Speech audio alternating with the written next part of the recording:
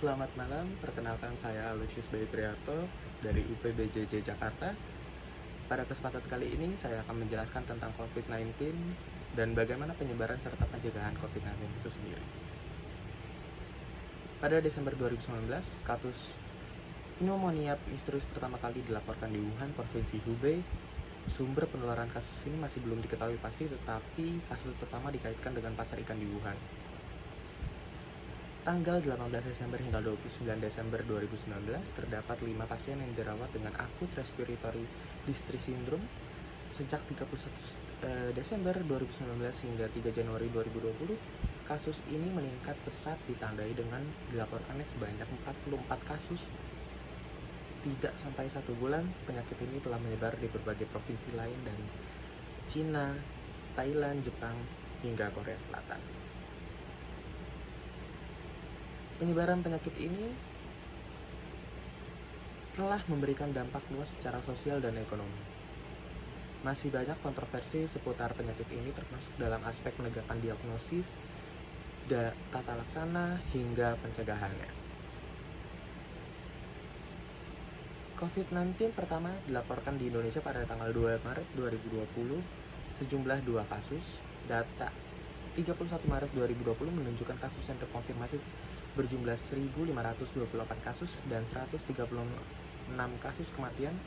Tingkat mortalitas COVID-19 di Indonesia sebesar 8,9%. Angka ini merupakan yang tertinggi di Asia Tenggara.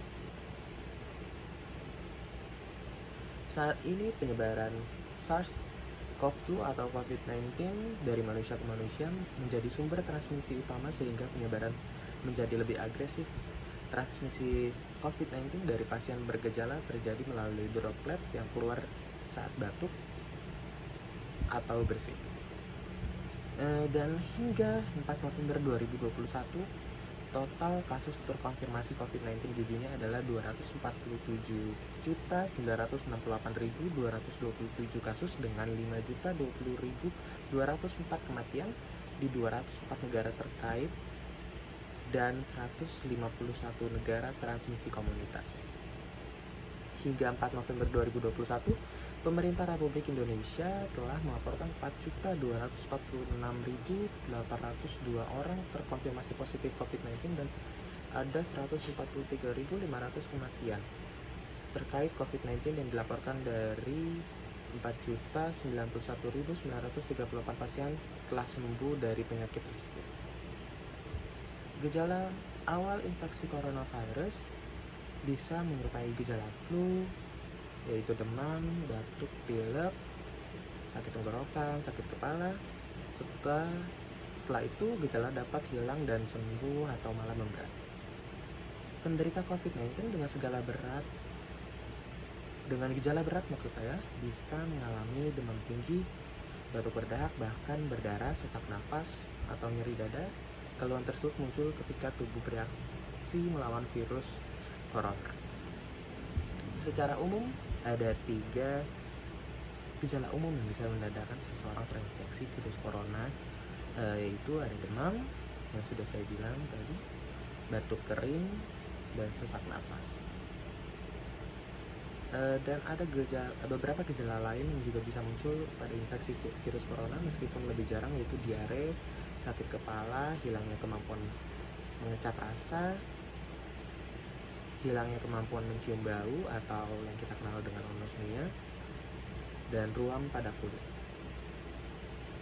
Gejala COVID-19 ini umumnya muncul dalam kurun waktu 2 hari sampai 2 minggu setelah penderita terpapar virus corona. Sebagian pasien yang terinfeksi virus corona bisa mengalami penurunan oksigen tanpa adanya gejala apapun. Kondisi ini disebut dengan happy hypoxia.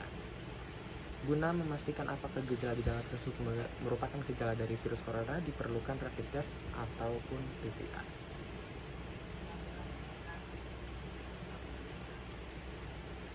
Saat ini di Indonesia sedang menjalankan program vaksinasi COVID-19 secara bertahap. Hingga 4 November 2021, sudah lebih dari 122 juta orang yang menerima vaksin dosis pertama dan 76 juta orang yang telah memperoleh vaksin dosis kedua.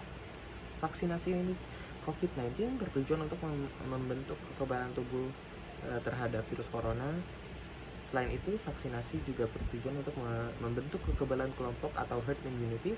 Dengan begitu, masyarakat yang tidak dapat menjalani vaksin karena memiliki kondisi tertentu seperti reaksi alergi berat terhadap vaksin dapat terlindungi juga.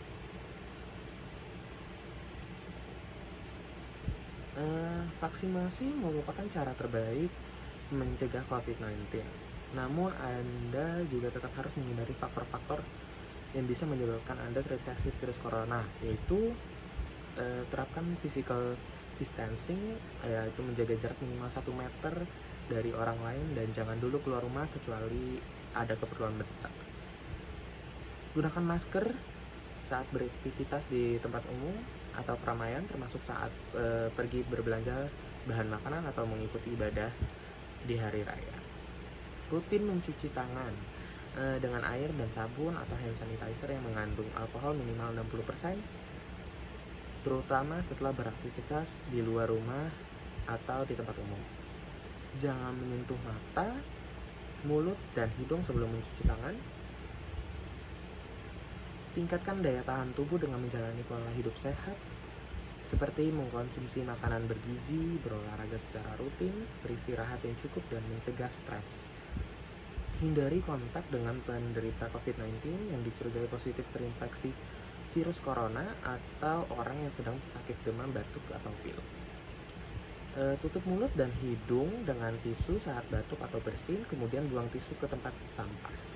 Jaga kebersihan lingkungan dan kebersihan rumah, termasuk benda-benda yang sering kita sentuh.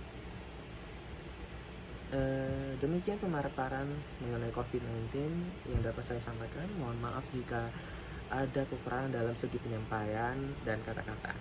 Akhir kata saya ucapkan selamat malam.